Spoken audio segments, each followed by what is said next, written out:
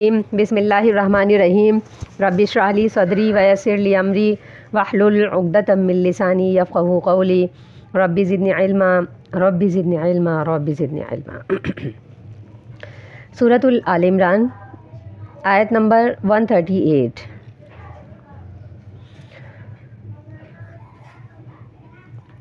کل 137 میں ہم نے پڑھا، اللہ فرماتے ہیں قد خلت من قبلکم سنن فسیروا فی الارض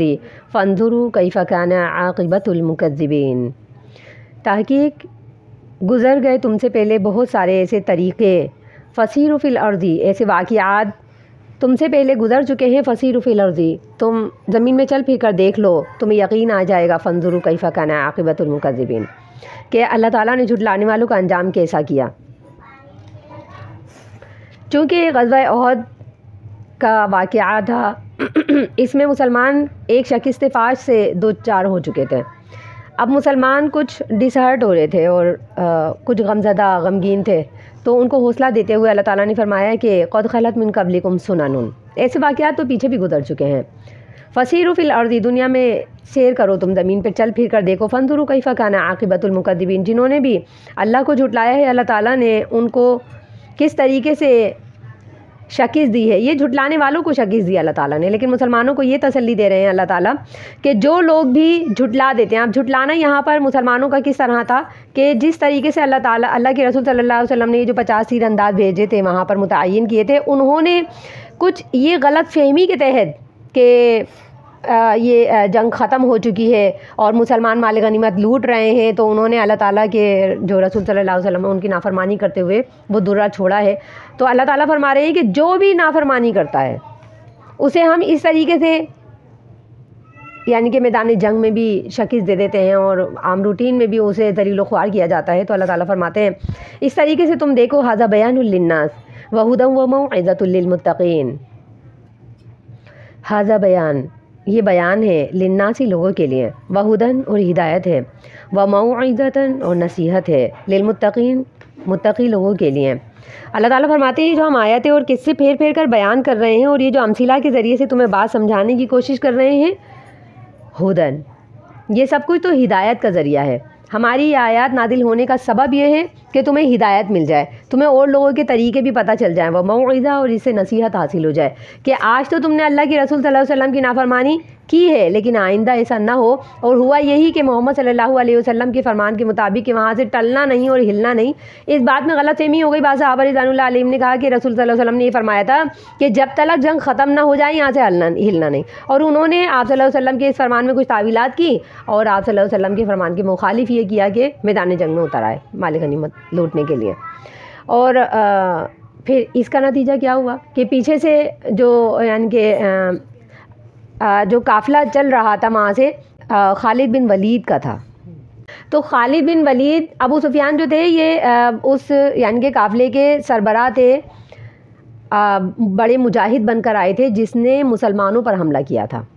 ابو سفیان، لیکن خالد بن ولید جو تھے یہ پیچھے سے مسلمانوں کا تعاقب کرتے ہوئے پھر انہوں نے مسلمانوں پر حصار اپنا مطلب کیا اور دائرہ تنگ کر کے مسلمانوں پر ایک ایسا حلہ بولا کہ جسے مسلمان جو مجاہدین تھے بدمزگی سی پھیل گئی اور مسلمان ایک دم سے دشمنوں کا مقابلہ نہ کر سکے کیونکہ پیچھے سے حملہ ہوا تھا۔ تو کچھ مسلمانوں نے، صحابہ کرام رضوان اللہ علیہم نے یہ کہا کہ یہ تو ایک آپ صلی اللہ علیہ وسلم نے یہ رائے دی تھی کہ جب جنگ ختم ہو جائے تو پھر آ جانا، یعنی جنگ کے دوران یہاں سے ٹلنا نہیں، تو ابھی جنگ ختم ہی نہیں ہوئی، ایک نئی سرے سے جنگ یعنی کہ اس کا رخ بدل گیا۔ تو اللہ تعالیٰ فرماتے ہیں کہ ھذا بیان للناس، یہ لوگوں کے لیے جو ہم بیان کر رہے ہیں، وہدن یہ ہدایت کا ذریعہ ہے، موعظہ نصیحت کا ذریعہ ہے، للمتقین ان لوگوں کے لیے جو تقوی اختیار کریں۔ اب آئندہ ایسا کام نہیں ہونا چاہیے، نبی صلی اللہ علیہ وسلم کے فرمان میں، اللہ کے فرمان میں کوئی تعویل نہیں ہونی چاہیے، اگر جیسا حکم دیا ہے اسے ویسے کے ویسے ہی ماننا ہے۔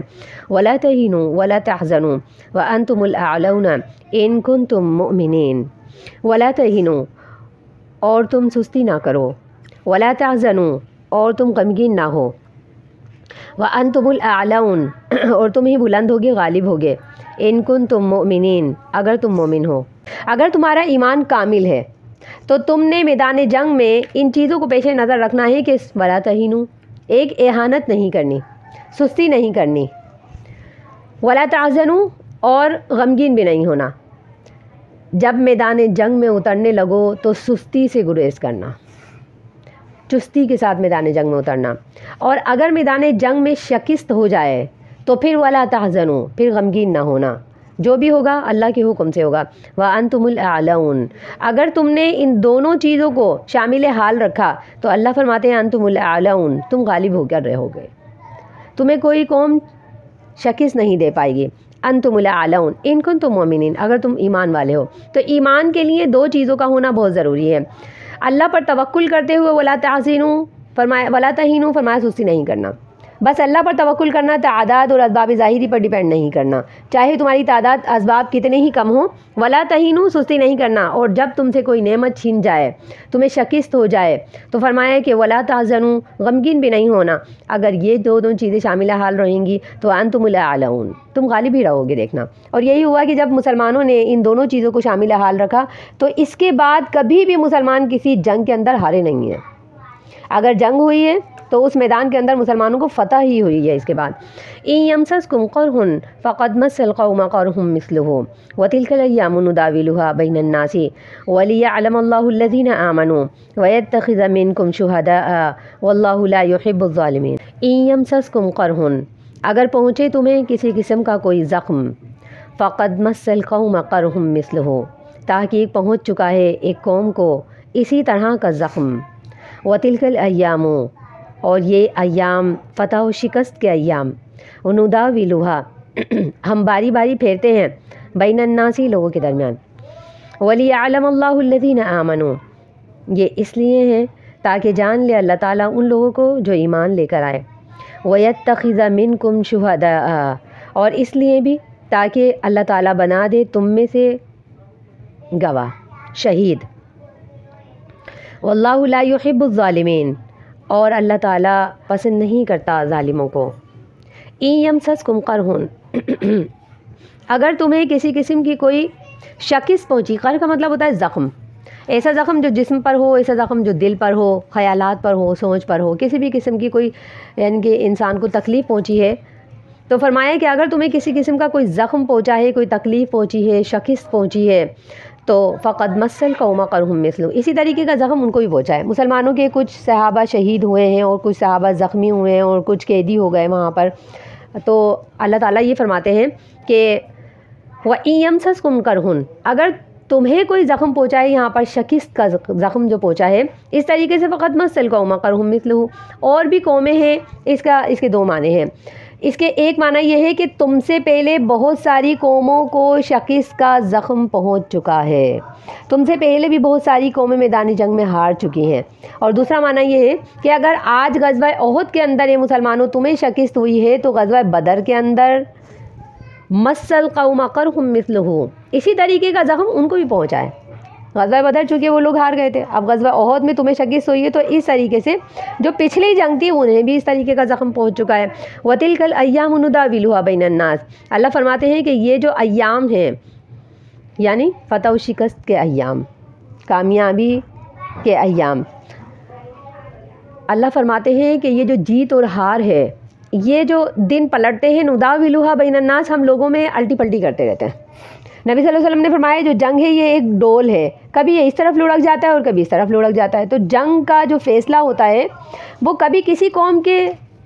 یعنی کہ حمایت میں ہوتا ہے اور کبھی کسی قوم کی طرف ہوتا ہے، تو کبھی کوئی جیت جاتا ہے اور کبھی کوئی ہار جاتا ہے۔ تو فرمایا تلک الایام نداولها بین الناس، یہ جو فتح و شکست کے دن ہے یہ ہم لوگوں میں پھیرتے رہتے ہیں۔ وَلِيَعْلَمَ اللَّهُ الَّذِينَ آمَنُوا، اور یہ جو فتح و شکست ہم نصیب کرتے ہیں قوموں کو، ان کا مقصد کیا ہوتا ہے؟ ان کا مقصد یہ ہوتا ہے کہ يَعْلَمَ اللَّهُ الَّذِينَ آمَنُوا، اللہ ایمان والوں کا ایمان جانچ لے۔ یہ کہ کوئی قوم اور مسلمان قوم خصوصی طور پہ اگر میدان جنگ میں اترتی ہے اور وہ اللہ پر توکل کرتی ہے اور محمد صلی اللہ علیہ وسلم کے فرمان پر لبیک کہتے ہوئے یہ میدان جنگ میں اترتے ہیں، تو اللہ فرماتے ہیں کہ یہ مسلمان ہونے کا دعوت تو کرتے ہیں، لیکن چونکہ اللہ جاننا چاہتا ہے کہ یہ مسلمان مومن ہیں بھی یا نہیں، اس لیے انہیں ہمیشہ فتح نصیب نہیں ہوتی، کبھی کبھی انہیں شکست کا سامنا بھی ہوتا ہے، تاکہ یہ بات پتہ چل جائے کہ سچا مومن کون ہے، یہ دکھاوے کے مومن تو نہیں ہے۔ اسی طریقے سے یہی ہوا کہ غزوہ احد کے اندر کیا ہوا تھا کہ غزوہ احد میں یہ جو عبداللہ بن ابی ہے منافق تھا، یہ اپنے گروہ کو لے کر کے الگ ہو گیا تھا، یہ شروع میں ہی یہ لگنے لگا کہ آپ تو یہ شہر سے باہر جا کر جنگ لڑنے لگے ہیں اور شہر سے باہر تو بڑا خطرہ ہے اور یہ تو اپنی جانوں پر کھیل رہے ہیں، تو ایسا ہے کہ ان لوگوں کو ہی من جانے دو، اور اپنے ساتھیوں کو لے کر کے یہ الگ ہو گیا۔ تو اللہ تعالیٰ فرماتے ہیں کہ ہم نے جو یہ فتح و شکست کے دن پھیرے ہیں، اور ہم یہ جو لوگوں کو پہلے سے آگاہی ہونے لگتی ہے، کچھ ان کے جو مجاہدین ہوتے ہیں لڑنے والے، ان کو پہلے سے ہی پتہ چل جاتا ہے، اندازہ ہو جاتا ہے کہ آگے کیا ہونے والا ہے۔ تو اللہ تعالیٰ فرماتے ہیں کہ یہ جو پہلے سے آگاہی ہے، اور اس کی وجہ سے کچھ لوگ ایسے ہیں کہ جو پیچھے سے پلٹ گئے، اب ان کو اللہ پر توکل نہیں تھا۔ عبداللہ بن ابی منافق تھا، اور اس طریقے سے اس کے حامیوں کو بھی اللہ پر توکل نہیں تھا، یہ علیحدہ ہو گئے۔ لیکن اسی طریقے سے دیکھا تو یہ جا رہا تھا کہ یہاں مسلمانوں کی تعداد بالکل مٹھی بھر تھی، اور وہاں جو کافر تھے وہ ان سے 3 گنا زیادہ تھے، 3000 کی تعداد تھی، یہاں 1000 تھے، وہاں 3000 تھے، تو یہاں 700 رہ گئے تھے پھر۔ تو کہا کہ یہ اس لیے کیا ہم نے شکست مسلمانوں کو میدان جنگ میں اس لیے دی، بعض اوقات ہم ان کا ایمان جانچنا چاہتے ہیں کہ شکست ہونے کے بعد بھی اللہ رسول والے ہیں یا نہیں، یا یہ کہ یہ کہہ دیں کہ ہمیں اتنے سے لوگوں کو لے کر میدان جنگ میں اتر آئے، یہ کیا تک پڑی تھی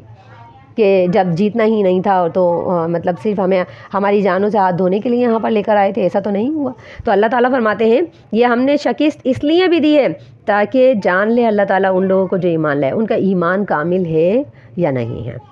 وَيَتَّخِذَ مِنكُمْ شُهَدَاءَ، اور دوسری وجہ جو تھی شکست دینے کی یہ بھی تھی